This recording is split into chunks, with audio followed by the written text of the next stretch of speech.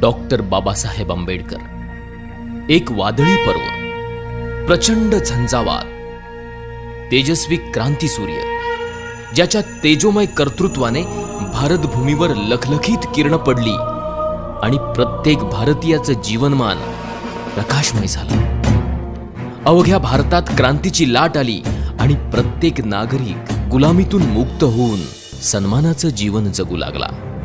पण बाबासाहेब म्हणजे दलितांचे कैवारी, मागासवर्गीयांचे उद्धार करते, आरक्षणाचे जनक एवढीच अपुरी माहिती आपल्या सगळ्यांभोवती फिरते आहे। म्हणूनच या पलीकडे जाऊन या तेजोमय सूर्याचे व्यक्तिमत्व समस्त भारतीयांना कळावं म्हणून हा प्रपंच।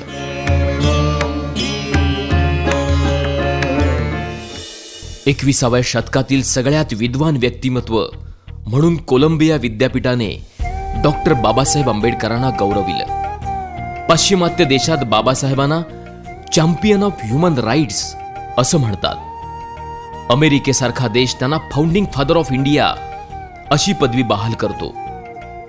यामागची कारणं लक्षात घेतली तर व्यक्तीच्या प्रतिष्ठेसाठी, राष्ट्राच्या एकतेसाठी त्यांनी आपल्या वैचारिक भूमिकेमधून उचललेली पावलं ही पाश्चिमात्य आणि विकसित देशासाठी मार्गदर्शक हमरस्ता बनतात। म्हणूनच आरक्षणातील संविधानाचा मसुदा जगाने न्यू डेमोक्रॅटिक कॉन्सेप्ट म्हणून गौरवला आणि अमेरिका सुद्धा त्याचा पाठपुरावा करते। बाबासाहेबांनी आपल्या संपूर्ण जीवन पद्धतीत बुद्ध, फुले, संत कबीर यांना गुरु मानलं आणि त्यांच्याच विचारांची छाप त्यांच्या समग्र साहित्यामध्ये आणि चळवळीमध्ये आपणाला दिसते।